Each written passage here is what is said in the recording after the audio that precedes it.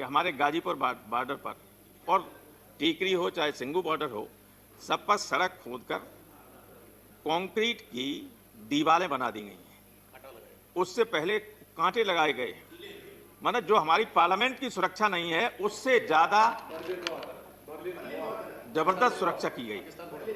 Pakistan border पर भी ऐसा नहीं है, मैंने तो वो बॉर्डर भी देखी, वहां भी इस तरह का नहीं है। तो ये क्या हमला करने आ रहे हैं दिल्ली पर? मेरा ये सवाल है कि आप कहते हैं कि किसानों के लिए कानून लाए, किसानों के लिए कानून लाए, किसान कहते हैं कि हमारे लिए कानून ठीक नहीं। जब उनके लिए ठीक नहीं, जिनके लिए लाए हो, तो आप क्यों जबरदस्ती उनके ऊपर लाद रहे हो कानून? हो सारे देश के, इन्हें तो अभी ये घमंड है कि हम बाहर से मंगा लें, तुम मत दो अन्न, हम बाहर से मंगा लेंगे। हाँ, ये कर सकते हैं, ये कर सकते हैं, लेकिन कितने दिनों तक कर सकते हैं? ऐसा नहीं है कि किसान जिस दिन विद्रोह पर उतर आएगा तो बड़े बड़े लोग सत्ता में नहीं रहते हैं। ये किसी को घमंड नहीं रहना चाहिए कि हमेशा सत्ता में बने रहें।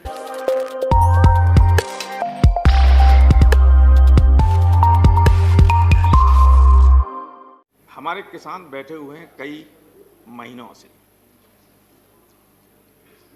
तमाम किसानों की जान जा चुकी है, सर्दी की वजह से, भूख की वजह से, अन्य तमाम कारणों से।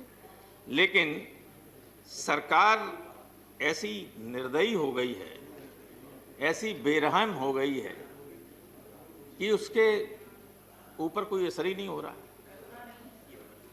कोई असर नहीं हो रहा है।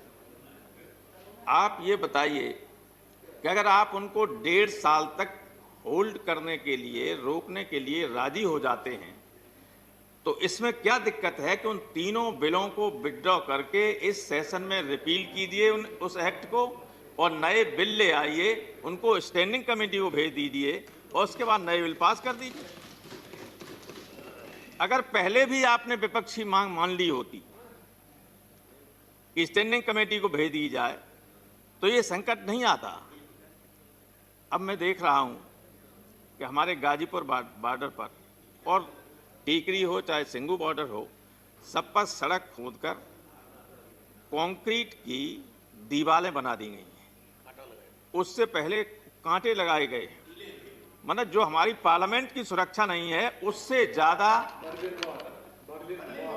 जबरदस्त सुरक्षा की गई।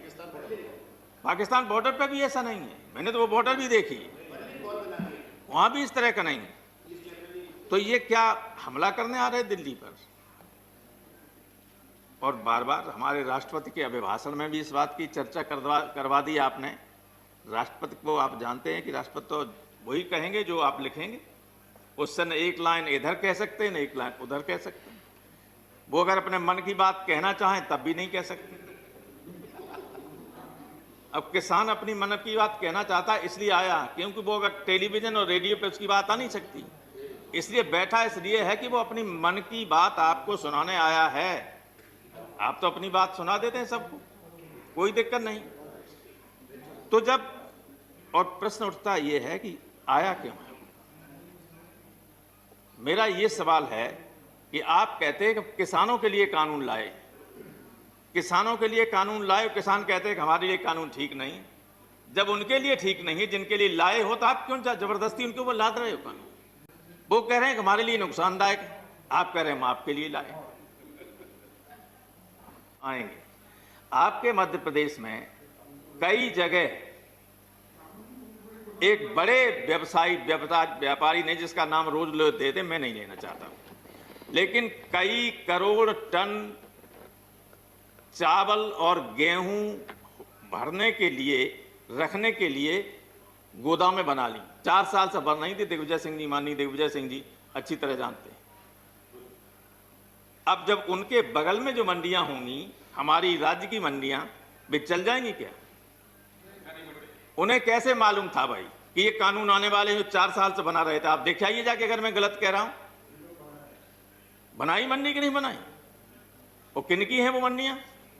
जिनके हवाई अड्डे हैं, कुछ दिनों बाद जिनकी रेलें भी हो जाएंगी, जिनके, आप देखिए, आप लखनऊ हम गए तो भाई चौधरी चरण सिंह हवाई अड्डा है, लेकिन नाम लिखा हुआ है अडानी, लिखा है हर जगह, हर लखनऊ की हर सड़क पे उसके बोर्ड लगा दिए गए, होर्डिंग।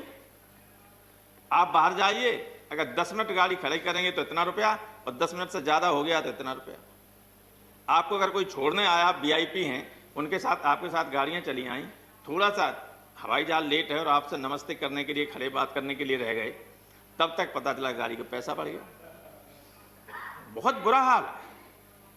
तो वही स्थिति इसमें है कि किसान क्यों परेशान है। किसान जानता है बहुत अच्छी तरीके से सबसे बेहतर मंडियां काम करती हैं पंजाब और हरियाणा की, और वो जानता है कि जब ये मंडियां बेकार हो जाएंगी तो मनमाने तरीके से व्यापार, ये जो बड़े उद्योगपति हैं जिनकी मंडियां बनेंगी निजी, वे किसानों को कहेंगे कि हम इस भाव पे लेंगे, लेना हो तो दो, न देना हो तो रखो अपने घर।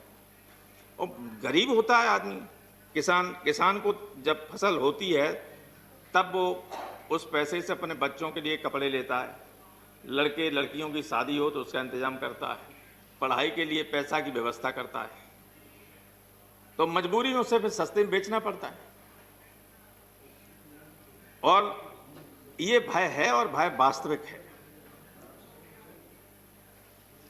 दूसरे ये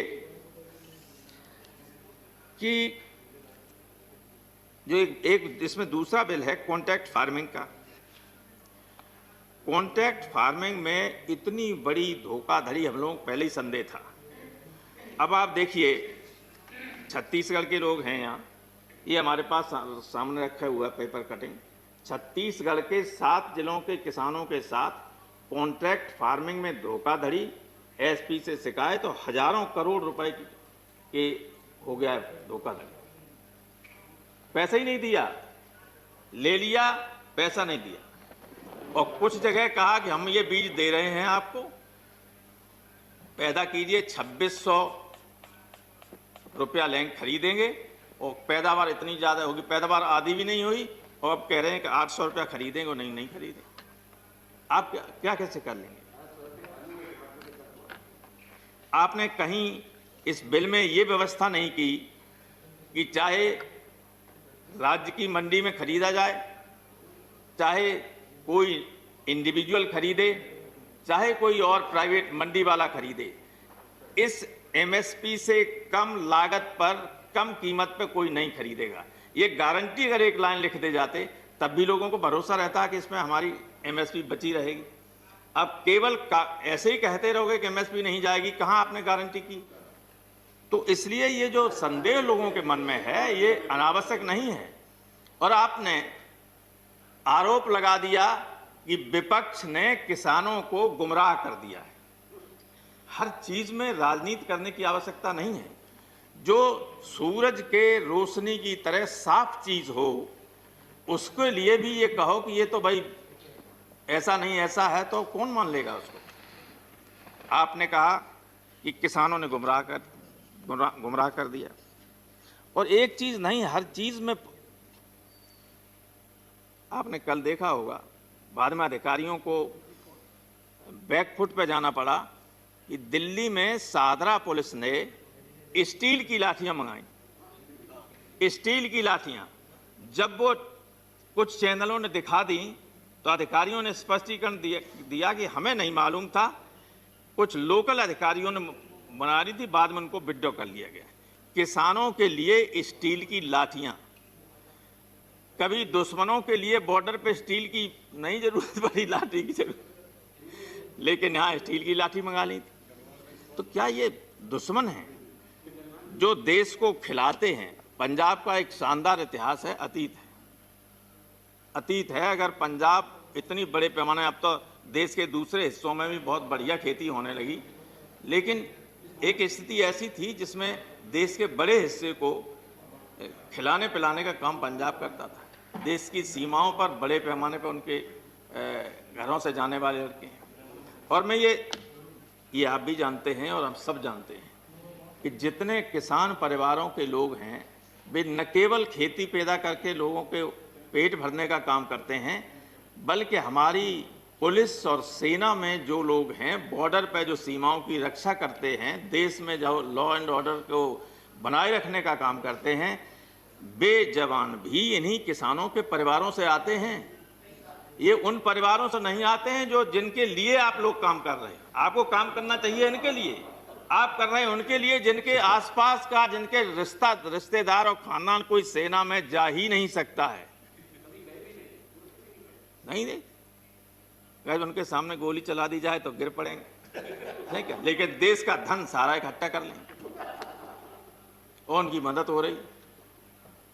भाई ये क्या दिक्कत है कि किसान कह रहे हैं कि वापस कर लिए, इसमें प्रतिष्ठा का प्रश्न क्या है? अगर हम कहते, अगर विपक्ष कहता, पॉलिटिकल पार्टीज कहती कि आप विड्रॉ कर लीजिए, आप मत करो, लेकिन किसान किसी राजनीतिक दल का नहीं है, किसी राजनीतिक दल से प्रेरित नहीं है, बल्कि जो लोग बैठे हुए उन्होंने कहा है कि कोई राजनीतिक दल का व्यक्ति हमारे मंच से भाषण नहीं कर सकता, बैठ सकता है नीचे लेकिन मंच पर नहीं जा सकता है। कहा कि नहीं कहा? तो उसमें आपकी क्या प्रतिष्ठा गिरी जा रही है? जब गुलाम नबी साहब बता रहे थे, जो उन्होंने उदाहरण 3 दिए, वो 100% सत्य और तथ्यात्मक हैं। जब अंग्रेज किसानों की बात को मान सकता है और कानून को वापस ले सकता है, तो क्या आप अंग्रेजों से खराब हैं? आपको क्या दिक्कत है? सर समय हो गया? जी हो गए, ऑलरेडी 2 मिनट 3 मिनट अधिक हो गए। मैं आधा मिनट में खत्म किए दे रहा हूं। सर, एक तो मैं अपनी बात खत्म करने से पहले ये कहना चाहता हूं कि इस पेंडेमिक में भी अकेले खेती ही ऐसी थी जिसने जीडीपी को रोके रखा। कुछ हमारी खेती का योगदान 20% है, 14% से बढ़ के 20% हो गया, क्योंकि और जीडीपी डाउन हो गई थी, लेकिन खेती ने आपकी इज्जत रखने की कोशिश काम किया, लोग देश को बचाने का काम किया। और दूसरे ये कि जो लोग मरे हैं, मैं सरकार से ये मांग करता हूं कि उन किसानों को, उनके परिवारों को कम से कम 20-20 लाख रुपए का मुआवजा दिया जाए और उनके बच्चों को कहीं न कहीं राज्य सरकारों से कह के या केंद्र सरकार में उनको एक आध बच्चे को जो मरे हैं उनको सरकारी नौकरी दी जाए। और